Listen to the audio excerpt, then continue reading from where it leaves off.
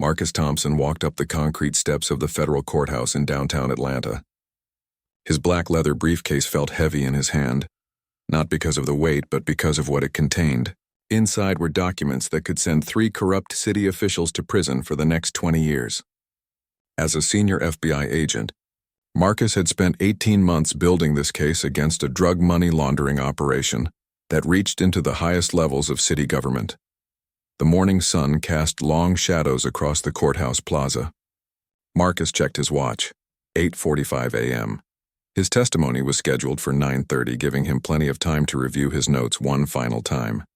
He had testified in federal court dozens of times before, but this case was different. This case was personal. The corruption he had uncovered had allowed drugs to flow freely through the neighborhoods where he grew up, where his mother still lived, where children played in parks that should have been safe. As Marcus reached for the heavy glass door of the courthouse, he noticed a commotion near the parking area. 2 police officers were arguing with a young black man in a suit. The man was gesturing toward the courthouse, clearly trying to explain something, but the officers weren't listening. Marcus paused, his hand on the door handle. Something about the scene didn't feel right. The young man was well-dressed, carrying a briefcase similar to Marcus's own. He looked like a lawyer or government worker, not someone who should be having trouble with police outside a federal courthouse. But Marcus had learned long ago that being well-dressed and educated didn't protect black men from assumptions and prejudice. Marcus was about to continue into the building when he heard raised voices. One of the officers, a tall white man with graying hair and sergeant stripes, was now pointing aggressively at the young man. The other officer, younger and clearly following his superior's lead, had moved to block the man's path to the courthouse entrance. "I'm telling you, you don't belong here," the sergeant was saying, his voice carrying across the plaza. "This is a federal courthouse, not some place you can just wander into." The young man, who couldn't have been more than 25, kept his hands visible and spoke calmly. "Officer, I'm here for work. I have identification. I'm supposed to be here." But the sergeant wasn't interested in listening. "Sure you are. Let me guess, you're a lawyer?" He laughed, but there was no humor in it. "Boy, I've been working this beat for 15 years. I know who belongs in that courthouse and who doesn't." Marcus felt his jaw tighten. The word boy hung in the air like a slap. He had heard that tone before, had experienced that same assumption that he couldn't possibly belong in professional spaces. The sergeant's partner seemed uncomfortable but said nothing, a silence that spoke volumes. The young man reached slowly for his inside jacket pocket. "I have my identification right here. My supervisor's expecting me." "Don't reach for anything," the sergeant snapped, his hand moving instinctively toward his weapon. "Put your hands where I can see them." Several people walking past the courthouse had stopped to watch. Some pulled out phones to record. Marcus noticed how the crowd was reacting, some with concern, others with the weary recognition of a scene they had witnessed too many times before. The young man immediately raised his hands. "I'm just trying to show you my ID. I work here. I'm not doing anything wrong." "That's for me to decide," the sergeant replied. "You're acting suspicious, loitering around a federal building. I think you need to come with us for questioning." Marcus had seen enough. This wasn't about security or legitimate law enforcement. This was about power, prejudice, and a police officer who couldn't see past the color of a young man's skin. The irony wasn't lost on Marcus. Here he was, about to testify against corruption in the justice system, watching it play out in real time on the courthouse steps. The sergeant was now reaching for his handcuffs. "Turn around and put your hands behind your back." "Officer, please," the young man said, his voice still calm but with an edge of desperation. "Just let me show you my identification. Call my supervisor. There's been a misunderstanding." But the sergeant was past listening. In his mind, he had already decided what kind of person he was dealing with. The young man's education, his professional appearance, his calm demeanor, none of it mattered. All the sergeant saw was a black man who, in his opinion, didn't belong. Marcus took a deep breath and stepped away from the courthouse entrance. He had 2 choices: walk inside and pretend he hadn't seen what was happening, or get involved and risk being late for his own testimony. For Marcus, there was really no choice at all. As he walked toward the confrontation, Marcus thought about all the times he had faced similar situations early in his career. The assumptions, the double takes when he showed his badge, the surprise on people's faces when they realized he was federal law enforcement. He had worked twice as hard as his colleagues to prove himself, and even now, after 15 years with the FBI, he still encountered people who questioned whether he belonged. The young man was now being forced to turn around, the sergeant's partner reluctantly helping to restrain him. The crowd of onlookers had grown larger, their phones recording every moment. Marcus knew this scene would be on social media within minutes. Another video of a young black man being arrested for the crime of existing in a space where someone decided he didn't belong. Marcus approached the officers, his pace measured and deliberate. He had learned to move carefully in situations like this, to project authority without appearing threatening.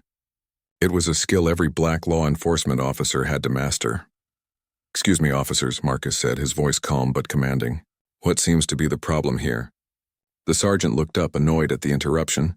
"Sir, this is police business. Please move along." Marcus nodded slowly, his hand moving toward his jacket pocket. "I understand. I just want to make sure everything is being handled properly." The sergeant's eyes narrowed. "And who exactly are you?" Marcus smiled slightly, his hand now resting on his jacket. "Someone who belongs here," he said quietly.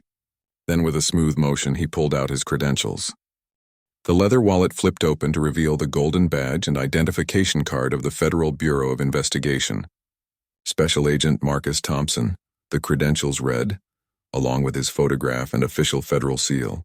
The sergeant's aggressive stance faltered as his eyes focused on the badge, then moved up to Marcus's face, then back to the badge again.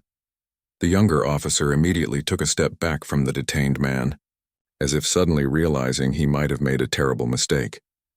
The sergeant, however, seemed frozen in place, his hands still on the young man's shoulders, processing what he was seeing.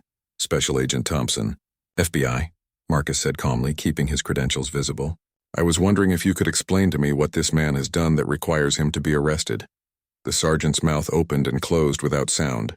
Around them, the crowd had grown silent, phone still recording, everyone waiting to see what would happen next. The young man who had been about to be arrested looked over his shoulder with a mixture of relief and vindication. We received reports of suspicious activity," the sergeant finally managed to say, though his voice lacked the authority it had carried moments earlier.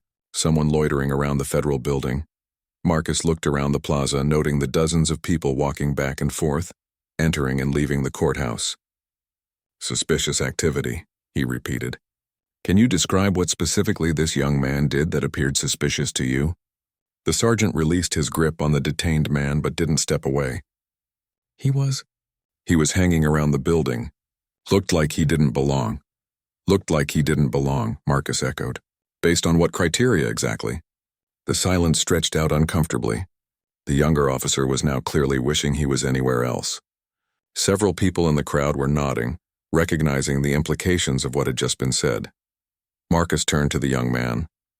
"Sir, could you please tell me why you're here today?" The young man straightened his jacket and cleared his throat. "My name is David Chen.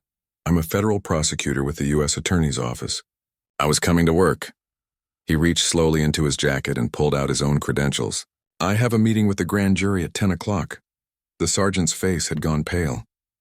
A federal prosecutor. He had just attempted to arrest a federal prosecutor for the crime of walking to work while being non-white. The irony was not lost on anyone present. Marcus examined Chen's credentials, though he didn't really need to. Everything about the young man's story made sense. The professional attire, the briefcase, the calm demeanor even under pressure. "These appear to be in order," Marcus said, handing them back. "Mr. Chen, has anyone asked to see these credentials before attempting to arrest you?" "No, sir," Chen replied. "I tried to explain who I was and offered to show my identification. But," he gestured toward the sergeant, who was now looking anywhere but at the two federal officials standing in front of him. Marcus turned back to the officers. "So let me understand this correctly. You attempted to arrest a federal prosecutor who was walking to work, without asking for identification, based solely on your assumption that he didn't belong at a federal courthouse." The younger officer spoke up for the first time. "Agent Thompson, we made a mistake. We should have asked for ID first." At least one of them was willing to acknowledge what had happened. Marcus could see in the younger officer's eyes that he understood the gravity of the situation. The sergeant, however, seemed to be calculating how to minimize his exposure. "This is all just a big misunderstanding," the sergeant said, finally finding his voice again. "We were just being cautious. Security around federal buildings is very important." "Security is indeed important," Marcus agreed. "But so is the equal treatment of all citizens under the law. Tell me, Sergeant." He paused, looking at the nameplate on the man's uniform. "Sergeant Williams, how many white men in suits have you stopped and questioned outside this courthouse this month?" Sergeant Williams didn't answer because they all knew what the answer was. 0. Marcus looked around at the crowd that had gathered. The phones were still recording, and he knew this incident would soon be public knowledge. But more importantly, he saw the faces of the people watching, some angry, some sad, all familiar with the dynamics they had just witnessed. "Mr. Chen," Marcus said, "I believe you mentioned you have a meeting with the grand jury. You shouldn't be late for that." Chen nodded gratefully. "Thank you, Agent Thompson. I appreciate your intervention." As Chen gathered his briefcase and walked toward the courthouse entrance, Marcus could see him take a deep breath, composing himself after what had clearly been a traumatic experience. The young prosecutor held his head high, but Marcus could see the slight tremor in his hands as he reached for the door. The crowd began to disperse, but slowly, many of the observers still talking among themselves about what they had witnessed. Marcus heard fragments of conversations, expressions of outrage, but also weary resignation. This wasn't the first time something like this had happened, and everyone knew it wouldn't be the last. Sergeant Williams was now trying to regain some semblance of authority. "Well, I think we can all agree this was just a misunderstanding. No harm done?" Marcus turned to face him directly. "No harm done?" The question hung in the air. "Sergeant Williams, do you have children?" The unexpected question caught Williams off guard. Yes, I have a son. How old is he?" 26. "And what does he do for work?" Williams hesitated. "He's a lawyer. Works downtown." Marcus nodded slowly. "I want you to imagine your son walking to work tomorrow morning. Imagine him being stopped by police officers who assume he doesn't belong in the building where he works. Imagine him being handcuffed and arrested despite carrying identification that proves he has every right to be there. Imagine him calling you to explain why he's going to be late for work because he had to be processed and released from jail." Williams shifted uncomfortably. "That's different. How?" Marcus asked simply. The question lingered unanswered. Williams couldn't bring himself to say what they all knew he was thinking, that it was different because his son was white, because his son wouldn't face the same assumptions, the same automatic suspicion. Marcus checked his watch. His own testimony was scheduled to begin in 30 minutes, and he still needed to review his notes. But he wasn't finished with this conversation. The corruption case he was about to testify on was important, but this moment, this teachable moment, might be equally significant. Marcus studied the two officers standing before him. The younger one, Officer Rodriguez, according to his name tag, looked genuinely remorseful. His partner, Sergeant Williams, still seemed more concerned with damage control than understanding what had just happened. "Officer Rodriguez," Marcus said, "how long have you been on the force?" 3 years, sir," Rodriguez replied, his voice quiet. "And in those 3 years, how many times have you stopped someone outside this courthouse for looking suspicious?" Rodriguez glanced nervously at his sergeant, then back at Marcus. "Honestly, this was the first time." "Why today? What made today different?" The young officer struggled with his answer. Marcus could see him trying to be honest while not directly contradicting his superior. Sergeant Williams said, "He said the guy looked out of place." "Out of place how?" I'm not sure, sir. He was dressed professionally, wasn't doing anything disruptive. But Sergeant Williams has more experience than me, so I trusted his judgment." Marcus nodded. This was a common problem in law enforcement. Younger officers learning bad habits from veterans who had never examined their own biases. Rodriguez might still be salvageable, but it would require someone to help him understand what he had just participated in. "Officer Rodriguez, I want you to think carefully about this question. If that young man had been white, do you think Sergeant Williams would have found him suspicious?" The question created an uncomfortable silence. Rodriguez looked at the ground, clearly wrestling with the implications. Williams stepped forward, trying to regain control of the situation. "Agent Thompson, I think you're reading too much into this. We were just doing our jobs, maintaining security around a federal facility. Marcus turned his full attention to Williams. Sergeant, I've been in federal law enforcement for 15 years. I've worked with local police departments across this country. I know what good police work looks like, and I know what racial profiling looks like. What I witnessed here was not good police work. Williams's face reddened. Now hold on just a minute. I've been protecting this community for over 20 years. I've never had a complaint about racial anything. The absence of formal complaints doesn't mean the absence of problematic behavior, Marcus replied evenly. It often means that people don't believe complaining will make any difference. A small crowd was still lingering nearby, and Marcus was aware that this conversation was being overheard. Good. Sometimes public accountability was the only thing that created real change. Let me tell you what I saw, Marcus continued. I saw two police officers approach a well-dressed professional who was walking toward his place of employment. Instead of politely asking if they could help him or requesting to see identification, you immediately assumed he was up to no good. When he tried to explain himself and offered to show his credentials, you refused to look at them. You were prepared to arrest a federal prosecutor for the crime of being black in a space where you decided he didn't belong. That's not how it happened, Williams protested, but his voice lacked conviction. That's exactly how it happened, said a voice from behind them. They turned to see an elderly black woman who had been watching the entire incident. I saw the whole thing from over there. She pointed to a bus stop across the street. That young man was polite and respectful the entire time, and these officers treated him like a criminal. Marcus nodded to the woman respectfully. Ma'am, would you be willing to provide a statement about what you witnessed? Absolutely, she replied. My grandson is about that young man's age. Works as an engineer downtown. I worry about him every day, wondering if he'll make it home safe just because someone decides he doesn't look like he belongs somewhere. Williams was becoming increasingly agitated. This is ridiculous. We made a mistake, okay? It happens. Nobody got hurt. Sergeant Williams, Marcus said, his voice taking on a harder edge. The fact that you think nobody got hurt shows exactly how little you understand about what just happened. That young man will remember this incident for the rest of his life. Every time he walks up those courthouse steps, he'll wonder if today is the day someone decides he doesn't belong. Every time he's in a courtroom seeking justice, he'll remember that the same system he serves nearly arrested him for existing. Officer Rodriguez spoke up quietly.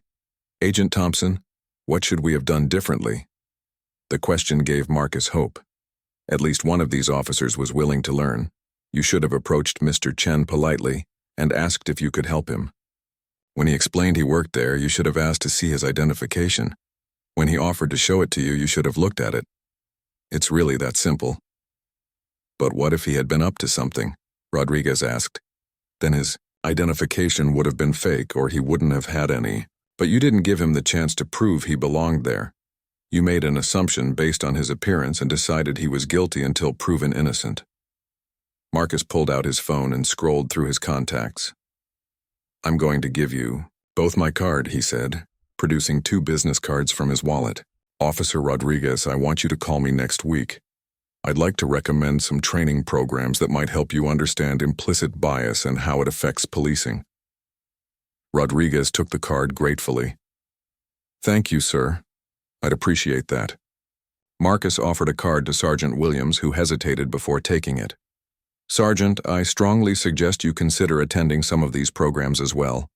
What happened here today can't happen again. Williams pocketed the card without looking at it. I'll consider it, he muttered.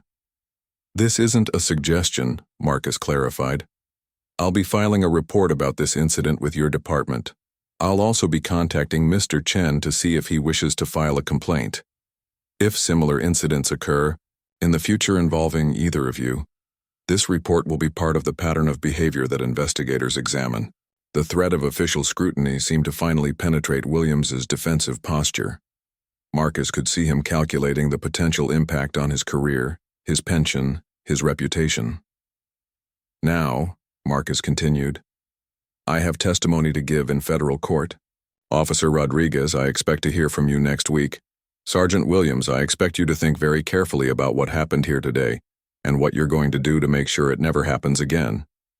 As Marcus turned to walk toward the courthouse, he heard Rodriguez say quietly to his partner, "Sarge, we really screwed up, didn't we?" Williams's response was too quiet to hear, but Marcus hoped the younger officer would continue to ask those kinds of questions. Change in law enforcement often came one officer at a time, one moment of self-reflection at a time. Marcus climbed the courthouse steps, the same steps where David Chen had been accosted just minutes earlier.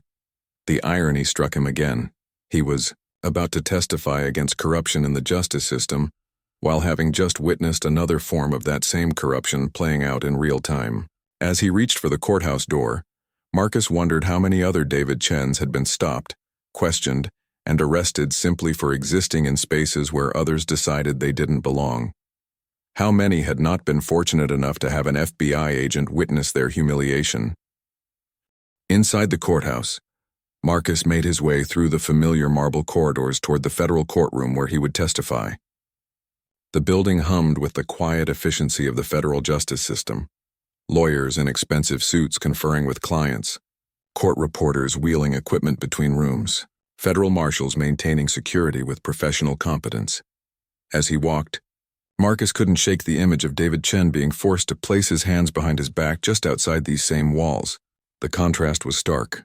Inside the courthouse, Chen was a respected federal prosecutor seeking justice. Outside, he had been treated as a potential criminal based solely on the color of his skin. Marcus spotted Chen near the elevators, talking quietly with an older white woman in a prosecutor's blazer. Chen looked composed, but Marcus could see the tension in his shoulders, the way he kept glancing toward the windows that faced the courthouse plaza. "Mr. Chen," Marcus called out softly. Both prosecutors turned. The woman with Chen extended her hand. "Agent Thompson? I'm Janet Morrison, U.S. Attorney for the Northern District. David was just telling me what happened outside. I want to thank you for intervening." Marcus shook her hand. "I did what anyone should do in that situation. How are you doing, Mr. Chen?" Chen managed a tight smile. "I'm okay. Shaken up, but okay. I've been a prosecutor for 3 years, and I've never experienced anything quite like that." "Unfortunately, it's more common than it should be," Morrison said, her voice heavy with frustration. "David, why don't you take a few minutes to collect yourself? The grand jury can wait." "No," Chen said firmly. "I'm not going to let what happened out there interfere with my job. We have important work to do today." Marcus admired the young prosecutor's determination. "Mr. Chen, I want you to know that I'll be filing a report about what happened. If you decide to file a formal complaint, I'm willing to serve as a witness." Chen nodded gratefully. "I appreciate that. I'm still processing everything, but I probably will file a complaint. Not for revenge, but because if it happened to me, it's happening to others who might not have someone to intervene." Morrison looked at her watch. "David, you're right about the grand jury, but Agent Thompson, aren't you supposed to be testifying in Judge Parker's courtroom in about 15 minutes? Marcus checked his watch and realized she was right. His testimony in the corruption case was about to begin, and he still hadn't had a chance to review his notes one final time. "You're absolutely right.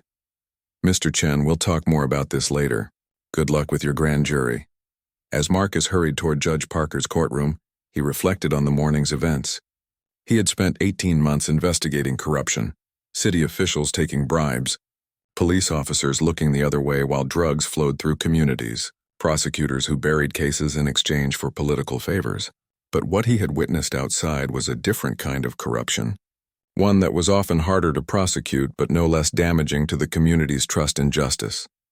The courtroom was already filling with spectators. This was a high-profile case involving well-known local politicians, and the media attention had been intense. Marcus took his seat in the witness area and opened his briefcase to review his testimony one final time. As he read through his notes, Marcus thought about the parallels between the case he was about to testify on and what had happened outside. Both involved the abuse of power by those sworn to serve the public. Both undermined the community's faith in the justice system. Both disproportionately affected people of color, who were already skeptical of law enforcement's commitment to equal treatment the United States calls special. Agent Marcus Thompson, announced the federal prosecutor leading the Corsi. Marcus stood and walked to the witness stand, raising his right hand to take the oath. As he swore to tell the truth, the whole truth, and nothing but the truth, he thought about David Chen, who at that very moment was probably presenting evidence to a grand jury, just floors above. Agent Thompson, the prosecutor began, please tell the court about your investigation into corruption within the Atlanta city government. For the next 2 hours, Marcus methodically laid out the evidence his team had gathered. Phone records showing communications between drug dealers and city officials, bank records revealing suspicious cash deposits, surveillance footage of meetings in parking garages and hotel rooms, video and audio recordings of bribes being offered and accepted. The defense attorneys tried to discredit his testimony, questioning his methods, his motives, even his qualifications. It was all routine. Marcus had testified in dozens of similar cases. But today something felt different. Today, he kept thinking about the assumption that David Chen didn't belong in a professional environment, and he wondered how many people in the courtroom were making similar assumptions about him. During a brief recess, Marcus stepped into the hallway and was surprised to see Officer Rodriguez waiting near the elevators. The young officer approached him nervously. Agent Thompson, I'm sorry to bother you, but I wanted to apologize again for what happened earlier. I've been thinking about it all morning. Marcus studied the young man's face. Rodriguez seemed genuinely troubled by the incident. What specifically have you been thinking about? About what you asked me. Whether we would have stopped that prosecutor if he had been white. The honest answer is no. We wouldn't have. And that's not okay. No, it's not, Marcus agreed. But the fact that you can acknowledge that gives me hope. What are you going to do about it? Rodriguez pulled out Marcus's business card. I want to take you up on that offer for training. And I want to talk to some of the other officers about what happened today. Maybe if enough of us speak up, we can start changing things. That would be a good start, Marcus said. But it's going to require courage. Challenging the status quo always does. I know. But what happened today? That could have been my brother. He's a teacher, but he's also young and Latino. If he had been walking to a school and someone decided he looked suspicious, Rodriguez trailed off. The implications clear. Marcus nodded. Officer Rodriguez, change in law enforcement usually comes from the bottom up, not the top down. Officers like you willing to question and learn and speak up. That's how departments get better. Agent Thompson, you're needed back in the courtroom, called a court clerk. As Marcus returned to complete his testimony, he felt a cautious optimism. The corruption case would probably result in convictions. The evidence was too strong for any other outcome. But maybe, just maybe, something good would also come from the incident outside the courthouse. When Marcus finished his testimony 3 hours later, he felt the familiar satisfaction of a job well done. The defendant's lawyers had failed to shake his account of the investigation, and the jury seemed convinced by the evidence. As he gathered his materials and prepared to leave the courtroom, Marcus saw David Chen entering through the back doors. The young prosecutor caught his eye and nodded. Apparently, his grand jury presentation had gone well too. Walking out of the courthouse together, Chen said, Agent Thompson, I wanted you to know, I decided to file a formal complaint about what happened this morning. Good, Marcus replied. What made you decide? Something you said earlier. About this happening to others who might not have someone to intervene. I keep thinking about all the David Chens who don't work in federal buildings, who don't have FBI agents watching when they get stopped by police. They deserve better too. 3 weeks later, Marcus sat in the conference room of the Atlanta Police Department's Internal Affairs Division. Across from him sat Captain Lisa Rodriguez, no relation to the young officer from the courthouse incident, who was leading the investigation into David Chen's complaint. Agent Thompson, thank you for coming in, Captain Rodriguez said, opening a thick file folder. Your witness statement has been very helpful, but I wanted to go over a few details with you in person. Marcus had been through this process before, though usually as the investigator rather than the witness. I'm happy to help however I can, Captain. Let's start with what you observed before you intervened. In your statement, you wrote that Sergeant Williams appeared to have already decided to arrest Mr. Chen before asking for identification. Can you elaborate on that? Marcus thought back to that morning. From what I could see and hear, Sergeant Williams had made up his mind that Mr. Chen didn't belong at the courthouse. When Chen offered to show his identification, Williams refused to look at it. Instead, he became more aggressive and reached for his handcuffs. Captain Rodriguez made notes in the file. "And what was your impression of Officer Rodriguez's role in this?" Rodriguez seemed to be following Williams's lead. He appeared uncomfortable with the escalation but didn't intervene. When I spoke with him afterward, he seemed genuinely remorseful and willing to learn from the incident. "That matches what we found in our investigation," Captain Rodriguez said. "Officer Rodriguez has been cooperative and has already enrolled in additional bias training. He's also requested to be reassigned to work with a different partner." "And Sergeant Williams?" Captain Rodriguez's expression grew more serious. "That's more complicated. This isn't his first incident, Agent Thompson. We've found a pattern of similar behavior over the past 5 years. Complaints that were filed but not thoroughly investigated, traffic stops of minorities that were statistically disproportionate, use of force incidents that raised questions." Marcus wasn't surprised. In his experience, officers like Williams rarely had just one problematic incident. "What kind of disciplinary action are you considering?" "That's still being determined. At minimum, he'll face suspension and mandatory training. But given the pattern of behavior, we're also considering termination." As Marcus left the police station, his phone buzzed with a text message from David Chen. "Coffee? I have some news to share." They met at a small cafe near the courthouse, the same building where their paths had crossed 3 weeks earlier. Chen looked more relaxed than Marcus had seen him since the incident. "How are you holding up?" Marcus asked as they found a quiet corner table. "Better," Chen replied. "The hardest part has been the media attention. I never expected the story to get picked up nationally." Marcus had seen the coverage. Video of the incident, taken by bystanders, had gone viral on social media. News outlets had covered it as another example of racial profiling in law enforcement. Editorial writers had used it to call for police reform. "Any regrets about filing the complaint?" Marcus asked. Chen shook his head. "No regrets. But the response has been interesting. I've gotten support from a lot of people, but I've also gotten some pretty harsh criticism. Some people think I should have just let it go. What do you think about that?" "I think staying quiet would have been easier for me personally, but it wouldn't have been right." "You know what convinced me I made the right decision?" Marcus waited. 3 days after the video went viral, I got a call from a high school student in Birmingham, a young black kid who wants to be a lawyer someday. He said seeing me stand up to that treatment gave him hope that he could still pursue his dreams despite the obstacles he might face. Chen paused to sip his coffee. "That's when I realized this was never just about me. It's about every young person who looks like me and wonders if they'll be treated fairly by the system they want to serve." "You mentioned you had news to share?" Chen smiled. "2 things, actually. First, the U.S. Attorney's Office is implementing new protocols for reporting incidents of discrimination or harassment that federal employees experience while doing their jobs. Janet Morrison said what happened to me could have happened to any of our prosecutors, and the office needs to be prepared to support them." "That's excellent," Marcus said. "What's the second thing?"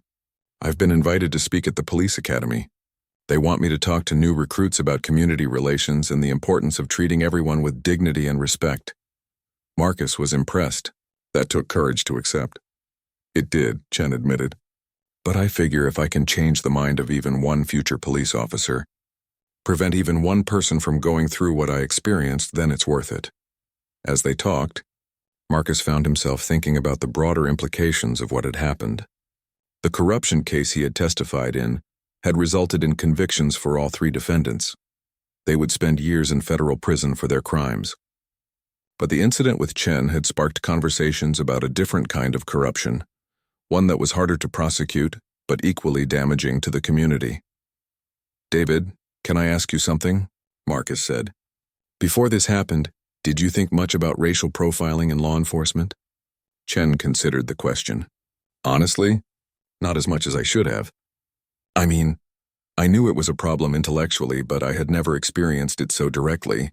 Working as a prosecutor, I mostly interacted with professional, respectful police officers. I think I had insulated myself from some of the realities that other people face. And now? Now I understand why so many people in our communities don't trust the police.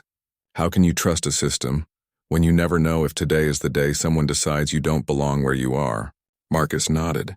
This was something he had grappled with throughout his career, being part of law enforcement while also being a potential target of the kind of bias they had both witnessed. "There's something I want to tell you," Marcus said. "When I first saw what was happening to you, I almost walked away. I had important testimony to give, and getting involved could have made me late." Chen looked surprised. "What changed your mind?" "I realized that if I walked away, I would be just as complicit as Officer Rodriguez was when he stood by and watched his partner's behavior. Sometimes doing the right thing means accepting personal inconvenience or risk." "I'm glad you made that choice," Chen said quietly. "So am I. But it makes me wonder how many times similar incidents happen when there's no FBI agent around to intervene. How many David Chens are out there who don't get justice?" Chen was quiet for a moment, stirring his coffee thoughtfully. "Actually, that's something I've been researching since this happened. I've been looking into complaints filed against that police district over the past few years." "What did you find?" "A pattern. Multiple complaints from people of color about being stopped, questioned, or detained without reasonable suspicion. Most of the complaints were dismissed or resulted in minimal disciplinary action." Marcus wasn't surprised, but it still bothered him. "What are you going to do with that information?" "I'm putting together a report for the Civil Rights Division at the Department of Justice. If there's a pattern of civil rights violations in that district, the federal government needs to investigate." "That's a big step," Marcus observed. "You're essentially taking on an entire police district." "I'm not taking them on," Chen corrected. "I'm trying to help them become better.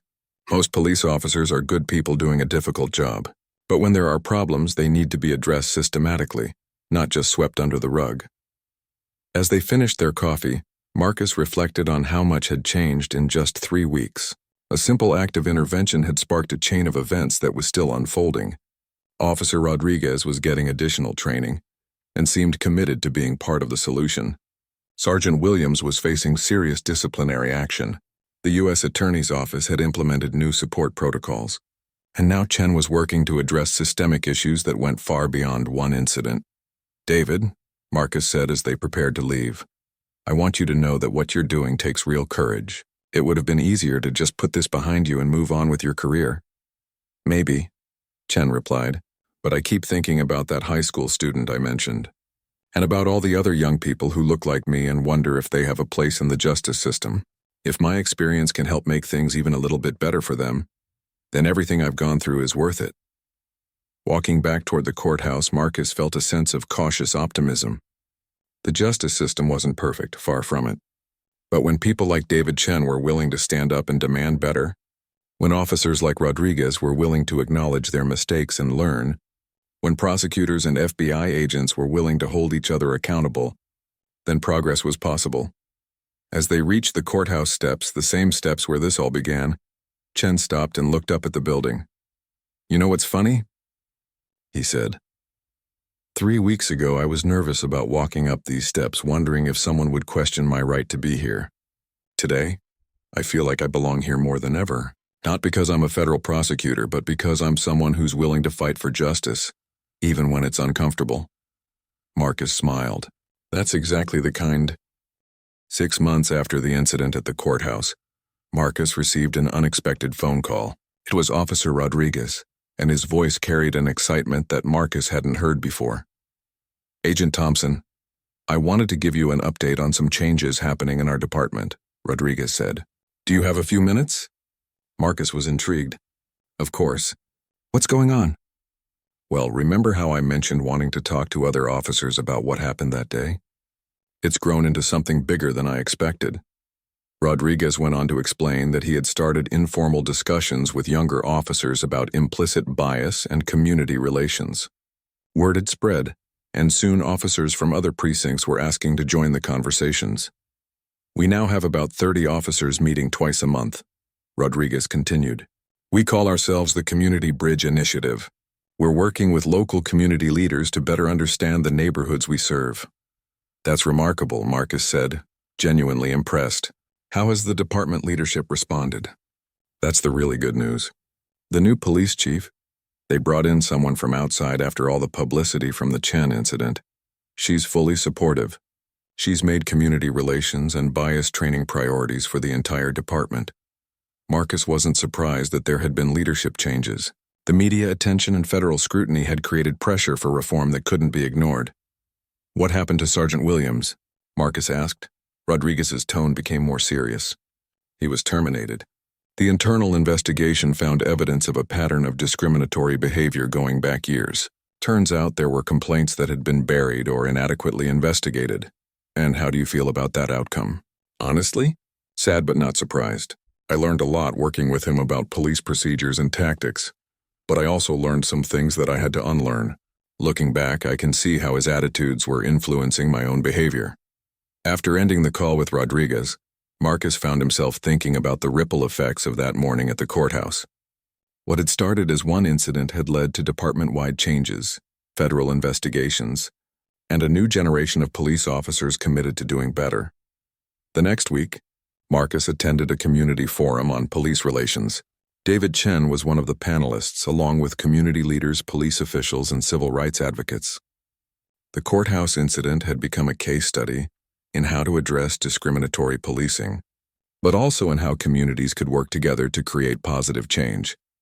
During his presentation, Chen talked about the importance of speaking up when witnessing injustice. "6 months ago, I was nearly arrested for walking to work," he told the audience. "It was humiliating and frightening, but it also became an opportunity to start important conversations about how we treat each other in our community." Marcus watched from the audience as Chen fielded questions from community members. Some were still angry about what had happened, and rightfully so. Others wanted to know what concrete changes had been implemented to prevent similar incidents. "Change is slow," Chen acknowledged. "But it's happening. We now have new training protocols for police officers, better oversight of complaint investigations, and ongoing dialogue between law enforcement and the communities they serve.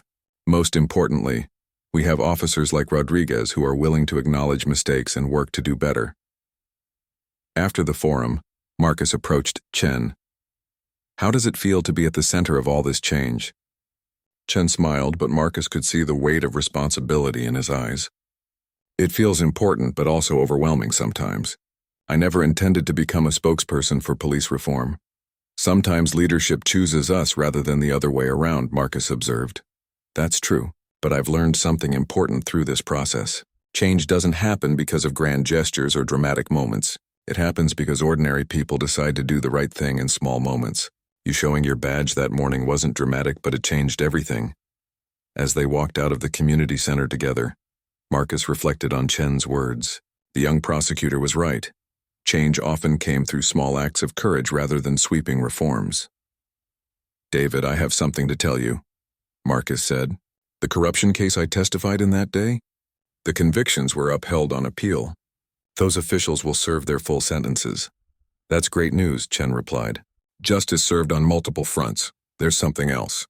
The prosecutor who tried that case told me that the media attention from our incident actually helped the case. It reminded the community that corruption comes in many forms, and that fighting it requires everyone to do their part." They had reached their cars, but neither seemed ready to end the conversation. "Marcus," Chen said, using his first name for the first time, "I want you to know that what you did that morning changed my life. Not just because you prevented my arrest, but because you showed me what it means to stand up for what's right even when it's inconvenient." "You did the same thing by filing that complaint and seeing it through," Marcus replied. "It would have been easier to just let it go." "Maybe. But I keep thinking about something my law school professor told us. He said that the law is only as strong as the people willing to defend it, not just in courtrooms but in daily life, in small moments when someone's rights are being violated." As Marcus drove home that evening, he thought about the transformation he had witnessed over the past 6 months. Officer Rodriguez had gone from following bad examples to leading positive change. David Chen had evolved from victim to advocate. The police department had implemented real reforms. The community was more engaged in oversight and dialogue, but perhaps most importantly, people throughout the community had seen that change was possible. They had witnessed a system responding to injustice rather than covering it up. They had seen law enforcement officers willing to acknowledge mistakes and learn from them. They had observed that speaking up about discrimination could lead to meaningful reform rather than retaliation. The next morning, as Marcus walked up the courthouse steps for another case, he noticed something different. Near the entrance, there was a small plaque that hadn't been there before. It read, "Equal justice under law, a commitment to all who enter here." Inside the courthouse, Marcus ran into Janet Morrison, the U.S. attorney who had supported Chen through the aftermath of his incident. "Agent Thompson," she called out, "I wanted to thank you again for what you did 6 months ago." "It was the right thing to do," Marcus replied simply. "Yes, it was. But you should know that David's case has become a model for how federal prosecutors' offices around the country should respond when their employees face discrimination. We've received requests from other districts wanting to implement similar support protocols." As Marcus prepared for his testimony in another corruption case, he reflected on how interconnected justice really was: fighting corruption in government, addressing bias in policing, supporting prosecutors who faced discrimination. They were all part of the same larger mission of ensuring equal treatment under the law. The courtroom was filling up with spectators, just as it had 6 months earlier. But this time, Marcus noticed something different in the faces looking back at him. There was a sense of trust, of belief that the system could work fairly when good people were willing to make it work. As he raised his right hand to take the oath, Marcus thought about David Chen, probably in another courtroom in the same building, seeking justice for other victims.